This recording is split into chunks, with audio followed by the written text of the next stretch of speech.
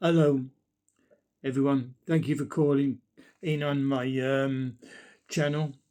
I'm very disturbed by this new news I'm going to give you tonight, and it is night. It is actually 2300 hours, or 11 p.m. in UK, and a UK criminal case has just been sentenced. It's very disturbing, but it's something that's been going on for years with other groups, and I'm talking about the grooming and rape of young girls. In this case, young girl as age as 6 years of age. Yes, 6 years of age. Let me tell you about it. Three brothers who groom teenage girls for sex have been branded paedophile predators who acted in plain sight, as they each were given long jail sentences. Good for the judge. Shahar Amran Mia, 49 years of age. Shahar Alman Mia, 47 years of age. And Shahar Joham Mia, 38 years of age. So 49, 47 and 38, three brothers, were convicted after a trial in October last year of more than 60 offences against five girls aging from 6 years to 15 years of age. This was in Preston Crown Court. None of the victims from both Leeds, West Yorkshire and Barrow-in-Furness in Cumbria can be identified. They're too young to be identified. I mean, they've destroyed those children's childhood. 6 years of age, being sexually assaulted. Let me tell you, 11 of the jurors returned to the court after 4 months to see the sentencing. All three sentenced by Judge Ian Unsworth, Knights Councillor. Joman Mia was jailed for life with a minimum sentence to serve 22 years for 40 offences against young children. Amran Mia was jailed for life with a minimum of 22 years for 16 offences. And Alman Mia was jailed for 10 years with an extended 4 years on licence after he was let out for 3 offences. Victims of the brothers gasped when they heard the sentence and were sobbing and exchanging hugs in the public gallery. Passing sentence, Judge Osborne told the brothers, "I am satisfied each of you acted as predatory and pedophilia in a pedophilia manner. You saw your victims as vehicles to be used and abused at your will. You treated them with utter contempt. You were each aware of different times of each other's sexual proclivities and conduct. The bonds that tie you three together are strong and would appear unbreakable. What you were doing was taking away their childhoods," which was what I just said, isn't it? During the trial, prosecutors characterised the brothers as a team Mia, putting family loyalty before the truth, each backing their brothers' denials and trying to discredit the witnesses. Joman and Amran Mia offending began with the sexual abuse of 2 girls. Get this, 2 girls aged 6 and 7 in Leeds in 1996, which continued for years. The brothers have 10 other siblings, so there's 13 of them. Went on to target teenage girls when they moved to Barrow in around 2008 to work in a takeaway owned by their family. The shop became the hub of criminality, with girls being picked up in cars, still wearing their school uniforms, and taken there, the court heard.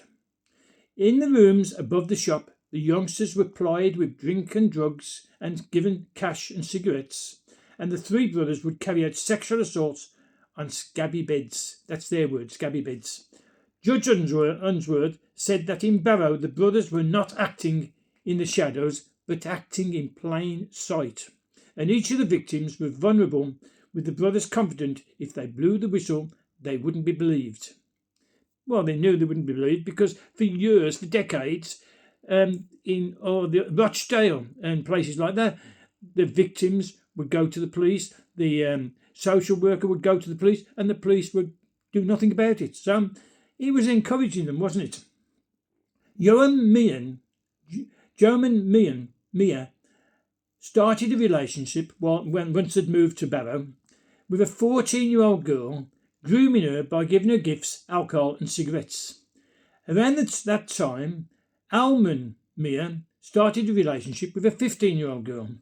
During their relationship, their brother Amran raped the 15-year-old girl. So Alman was having a relationship with a 15-year-old girl, and during that time, his younger brother, raped her as well. Remember their ages. Not the girls. I mean, they were 6, 7, and 14, 15. But the ages of these men, 47, was it? 45 and 38. In the late 2009, the 15-year-old victim was threatened by Amran Mian after speaking to the police. She was grabbed off the street by her hair, shoved in the back of the car and told she would be dead if she told police what was going on. He threatened her family, saying they would face a backlash full of cars full of people from Pakistani community coming to Barrow. Amran Mia also made threats to a woman who was due to be interviewed by the police in 2010, saying her house would be set on fire. Due to the threats, the interview never took place. Jonan Mia of Doncaster was found guilty on 8 counts of indecent assault, 4 counts of indecency with a child, 8 counts of sexual activity with a child, 5 counts of causing a child to engage in sexual activity, 9 counts of child rape, and 6 counts of sexual assault on a child. Remember the age, 6 and 7. Amran Mia of Leeds was found guilty of 7 counts of indecent assault, 7 counts of indecency with a child, 1 count of rape of a child, 1 count of kidnapping, 2 counts of witness intimidation, and 1 count of sexual assault. So they're kidnapped. Alman Mia of Leeds was found guilty of 3 counts of sexual activity with a child. Judge Unsworth commended the officers from Cumbria Police and West Yorkshire Police for their investigation and excused the juries from serving on a jury again for their lifetime. That is another case of Muslims, gang raping, children, but this time as young as 6 and 7.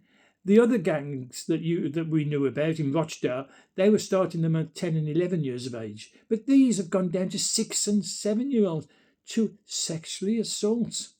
What is sexual assault? Was it rape? Was it? My mind will not accept it. This is disgusting. And again, it's another load of Muslims attacking, grooming, giving young girls, vulnerable young girls, with the 14 and 15-year-old, of course 6 and 7-year-olds, they would have no choice, but the 14 and the 15-year-olds, giving them alcohol when the Muslims, they don't have it themselves, but they know what it does to youngsters. It's giving them drugs, giving them cigarettes. It makes the young girls, 14 and 15, feel grown up. Oh, look, as I've got a man who's giving me booze, who's giving me cigarettes, allowing me to smoke and drink alcohol. And it impresses them. And these Muslim guys know. And they take advantage, and they're using these children who then get so caught up and told if they complain to the police, if they stop having the sex, then their parents, their houses will be firebombed, their parents will be beaten up. As that one said, there'd be carloads of Pakistanis, Muslims, going to their house. So they don't say anything. It's brutality. And I want your comments. Please give us your comments. Don't forget that subscribe button, because I need your subscriptions, and it doesn't cost you a penny, it doesn't cost you a cent, it doesn't even cost you a rupee. It's totally free, so it doesn't cost you anything. Please press the subscribe button. Please like the fact that not these videos, but that you're getting the news direct, and it's brief. It goes straight to the point. I don't mess about. I don't elongate it to make big videos. I tell you the truth straight off. So please, please, please like the button, subscribe, and comments, please. And until the next one, bye for now.